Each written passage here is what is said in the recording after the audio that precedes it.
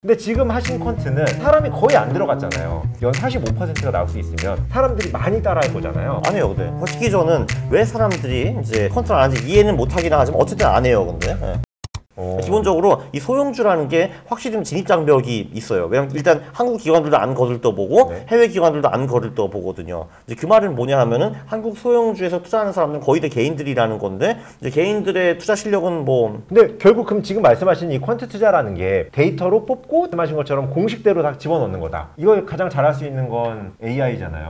그래서 얼마 전에 AI 책도 내셨잖아요. 네, 맞아요. 책도 냈죠. 예. 그 챗GPT 그 유행이 편승해가지고 돈을 벌려고 했죠. 예, 그래서 책 냈죠. 맞아요. 근데 그건 어떻게 생각하세요? 챗GPT는? 그러니까 이제 그 챗GPT를 투자에 어떻게 활용할지는 다 알아요, 이제. 예, 네. 어떻게 활용해야 돼요? GPT를 제가 이제 사용을 하는 걸 이제 이렇게 할 수가 있어요. 뭐 실제로 이걸 실제 투자에 활용할 수 있는가? 저는 할 수 있다고 보거든요. 근데 그 기본적으로 내가 투자에 학습을 하고 싶다 할 경우에 되게 좋아요. 그래서 저도 사실 가치 투자에 몰라가지고 궁금했거든요. 어떻게 하는 거냐고. 그래서 이제 걔가 이렇게 말하더라고요. 일단 기업이 워낙 많으니까 일단 그래도 지표 몇 개 가지고 서팅 몇 개 좀 하라. 이제 그거를 한 다음에 기업의 경쟁 우위를 분석하라. 그거 어떻게 하는데? 물어보면은 뭐 그 나름대로 그 경쟁 우위를 만들어주는 그 몇 개 팩터들이 있더라고요. 근데 제가 물어봤어요. 야, 역대 최고의 투자자 10명이 누군가 물어봤거든요. 여기 보면은 뭐 버핏도 있고 그레이엄, 뭐 피터 린치, 템플턴 이런 식으로 나오잖아요.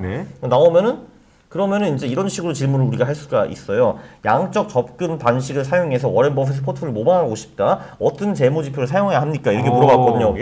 그럼 이제 뭐 이렇게 나와요. 뭐 저기 예를 들면 뭐 퍼 PBR, PSR 같은 게 있으며 뭐 ROE가 있으며 뭐 부채가 낮은 거를 중요하신 것 같다. 그리고 현금 흐름의 성장률 뭐 이런 거 나오고 이런 지표들이 이렇게 쭉 나오잖아요. 이게. 아, 워렌 버핏이 잘 볼만한 지표들을 여기서 뽑아주는구나. 그렇죠. 그래서 제가 근데 이런 식으로 반박됐어요. 요즘은 퍼나 PBR가 높은 회사도 많이 가지고 있는 것 같은데 그게 정말 중요시 여기는 게 맞니? 뭐 이렇게 물어봤거든요. 그럼 답변을 이렇게 해주고. 그러니까 이제 그 말을 했어요. 그러니까 얘가 이제 은근슬쩍 피해가는 거예요. 일단 뭐 버핏이 아니라 컴프스나 웨실러가 살 수도 있잖니? 뭐 이런 말도 해주고 그리고 이제 똑똑한데? 그리고 경제적 해자를 이제 많이 보기 때문에 이제 그 퍼와 PBR만 보지는 않는다. 그래서 이제 경제적 해자가 뛰어나면은 이제 퍼와 PBR가 높은 기업도 살 수 있다. 뭐 이런 식으로 두루뭉실하게 넘어갔어요 이게. 너무 맞는 말인데? 그러면은 이런 것도 물어볼 수가 있죠. 야, 그러면은 경제적 해자를 쉽게 말할 수 있는 재무지표가 무엇입니까? 물어봤거든요 여기.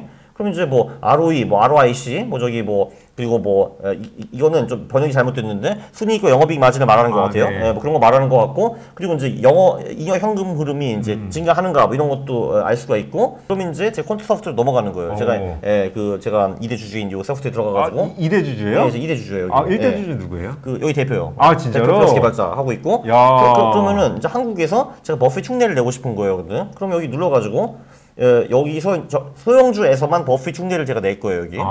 그리고 적자 기업과 관리 종목 다 빼버렸어요. 이거는 사회학들이니까 이게 이거 다 빼버리고 사회학들을 빼고 그럼 이제 그리고 뭐 조금 전에 그런 말 나왔잖아요. 부채 비율이 낮은 게 좋다고. 그렇죠. 뭐 낮게 가보죠. 그러면 부채 비율을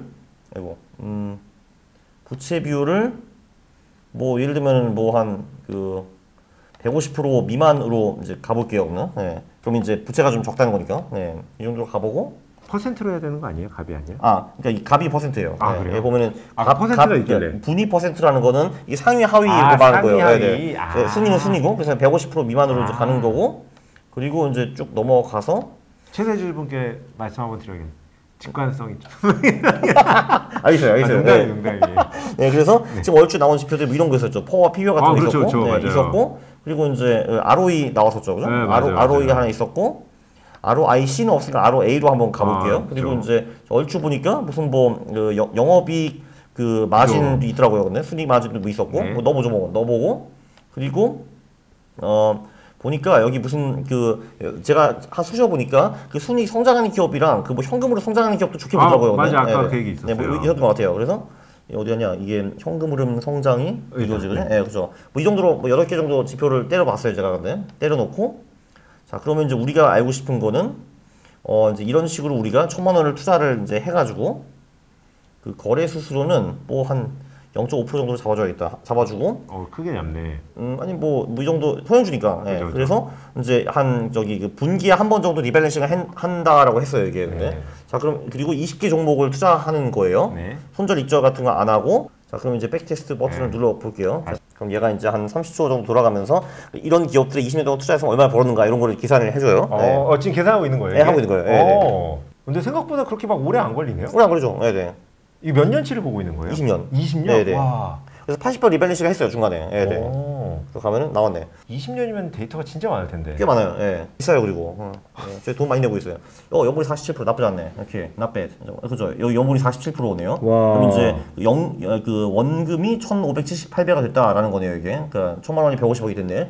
그리고 1,000만 원이 150억이 됐다고요? 20년 동안? 20년 만에, 그죠? 예. NVIDIA가 53%예요, 여기 53% 이렇게 나오고.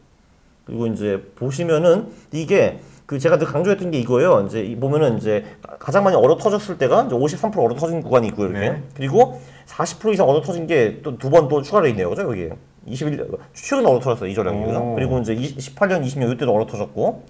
그래서 이렇게 보면은 20% 이상 얼어 터진 구간이 좀 있어요, 이렇게 보면은, 그죠? 네. 그리고 그게 연별 수익도 보면은 이게 그 벤치마크가 커스피고 이게 이제 우리거든요. 우리 전략. 보면 이렇게 막 300%, 250% 번 해도 있지만 이렇게 이제 뭐 2008년 같은 경우는 30% 까지기도 하고 저기 뭐 그 작년에도 안 좋았네. 30% 까졌네 이렇게. 이런 구간들이 나오고 그 월별 수익도 보면은 이렇게 막 한 달에 27% 날아가는 경우도 있어요, 이렇게. 네. 아, 월별 수익까지 나와요? 네. 그리고 예를 들면은 작년 9월에도 완전 날아갔잖아요. 22% 이렇게. 네.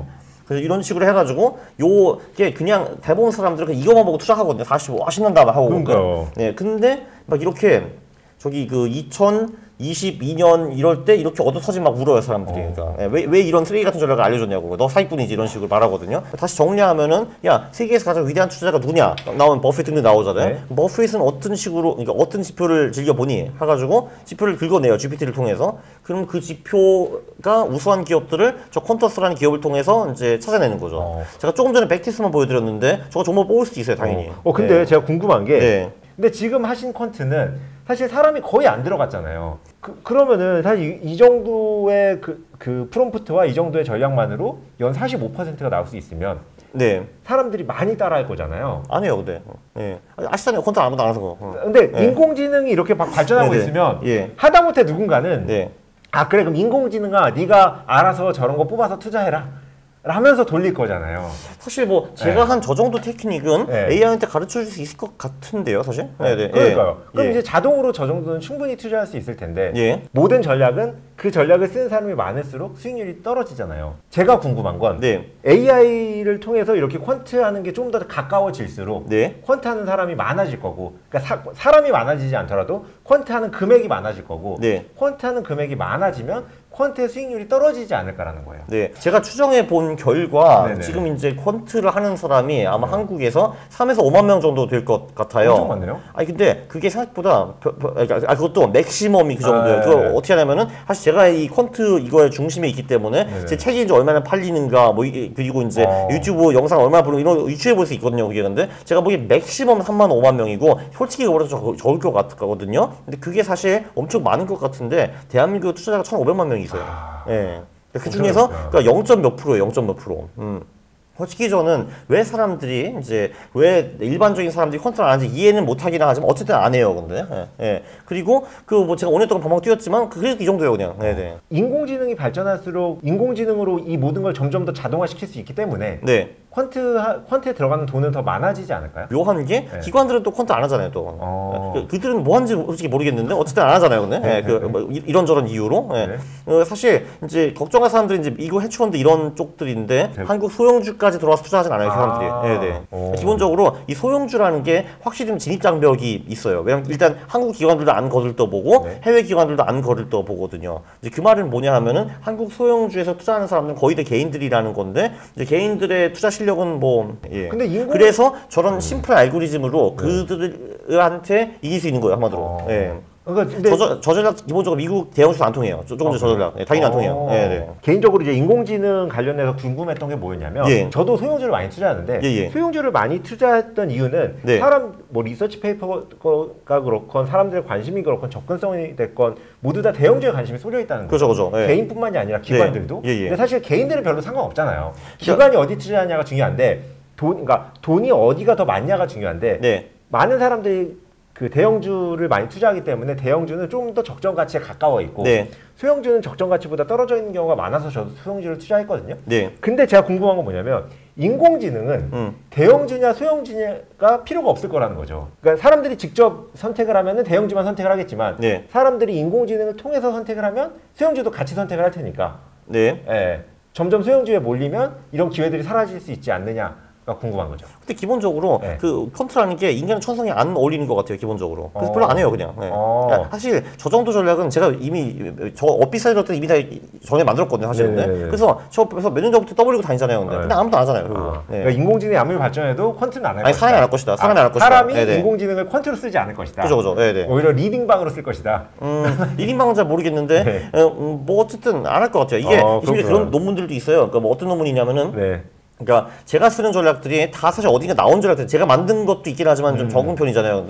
근데 그런 전략들이 논문 간의 리서치 페이퍼에 공개된 후에 수익률이 떨어졌는가, 그거를 분석한 논문이 있어요, 실제로. 근데 결론이 그거예요. 미국에서는 그런 그 퀀트 전략들이 공개된 후에 알파가 떨어졌고, 그러니까 초과 수익이 떨어졌고, 미국을 제외한 딴 나라들은 안 떨어졌다라는 게 결과예요. 그죠. 결론이에요. 미국은 그걸 본 거고 나머지 국가는 그걸 안 본 거죠. 그렇죠. 왜냐면 미국은 기본적으로 해치펀드들이 몇 조 불을 가지고 있고, 그렇죠. 걔네들은 수익을 진짜 내는데 관심이 많잖아요. 네. 그 한국 기관들은 수익 내는 관심 없잖아요, 기본적으로. 그래요?